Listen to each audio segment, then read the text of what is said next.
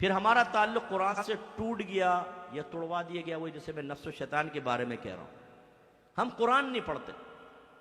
قرآن وہ چیز ہے کہ اس میں اتنے پر تاثیر مضامین ہیں کہ اگر ہم اس کو ترجمہ تفسیر سے پڑھیں تو دل کی دنیا ضرور بدلے گی، کیونکہ اللہ کا کلام ہے نا. مولا علی رضی اللہ تعالی عنہ ارشاد فرمایا کرتے تھے کہ جب میں چاہتا ہوں کہ اپنے رب سے باتیں کروں تو میں نماز پڑھتا ہوں، اور جب میں چاہتا ہوں کہ میرا رب مجھ سے باتیں کریں تو میں قرآن پڑھتا ہوں. ہم نے قرآن پڑھنا چھوڑ دیا. ہمارے کتنے سارے نوجوان یہاں ایسے بیٹھے ہوں گے، ہمارے محلے میں مجھے سن رہے ہیں، ہماری بہنیں سن رہی ہیں، جنہوں نے ایک دفعہ بھی زندگی میں پورے قرآن کو ترجمہ اور تفسیر سے نہیں پڑھا. پڑھیں گے تو دل میں نور پیدا ہوگا، نور پیدا ہوگا، ذہن بنے گا تو اطاعت کی طرف آئیں گے. لیکن یہ بھی ایک بہت بڑا مانع ہے کہ ہم نے قرآن کو پڑھنا چھوڑ دیا. حالانکہ اللہ تعالیٰ نے اپنے حبیب کی مدح میں ارشاد فرمایا کہ یتلو علیہم آیاتہ ویزکیہم ویعلمہم الکتاب والحکمہ.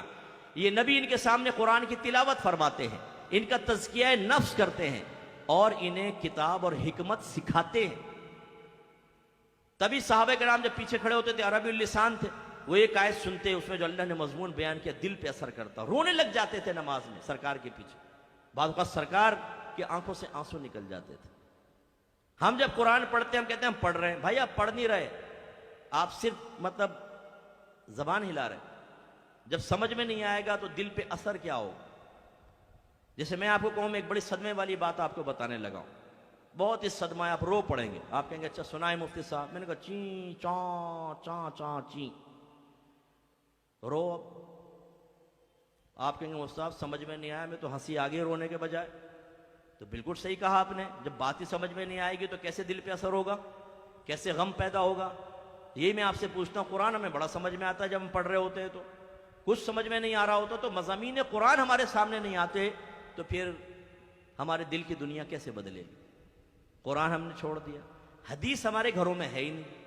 عجیب محبوبیت ہے کہ اگر کسی کو معاذ اللہ لڑکے کو لڑکی سے پیار ہو جائے، لڑکی کو لڑکے سے عشق ہو جائے، عشق مجازی شیطانی چکر، اور اس کا میسیج آ جائے، ابھی بیان میں آ جائے نا، نوٹیفیکیشن ٹنگ آواز آئے، ٹیڑھی آنکھ سے دیکھا، اوئی زلیخا، ایک لمحہ نہیں لگائے گا، فوراً کھولے گا، مفتی صاحب آپ لگے رہو میں ادھر دیکھ لوں.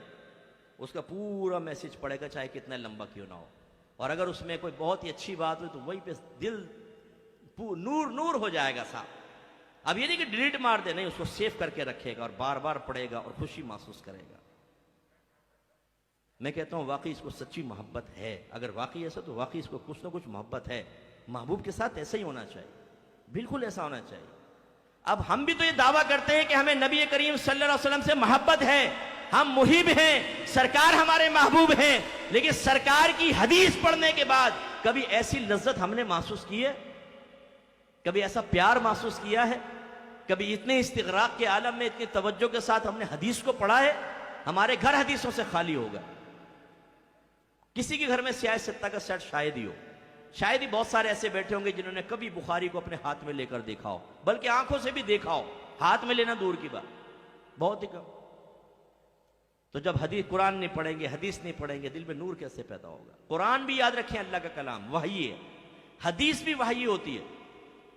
اس میں فرق یہ ہوتا ہے کہ جو قرآن کی وحی ہوتی ہے اس میں مفہوم بھی اللہ کی طرف سے ہوتا ہے اور الفاظ بھی اللہ کی طرف سے ہوتے ہیں. نبی کریم اپنے پاس سے الفاظ نہیں بدل سکتے، وہی بیان کریں گے جو اللہ نے نازل فرمائے، جو الہام فرمائے، انہی کے ذریعے مفہوم بیان ہوگا. حدیث یہ اللہ تعالیٰ الہام فرماتا ہے اپنے نبی کو، یہ بھی وحی ہوتی ہے، لیکن اس میں سرکار کو اجازت ہوتی ہے کہ آپ اپنے الفاظ میں اس کو بیان کر دیں. اسی لیے قرآن کو کہتے ہیں وحی جلی اور حدیث کو کہتے ہیں وحی خفی. ہیں دونوں اللہ کے کلام، اور دونوں چیزیں ہم نے چھوڑ دی.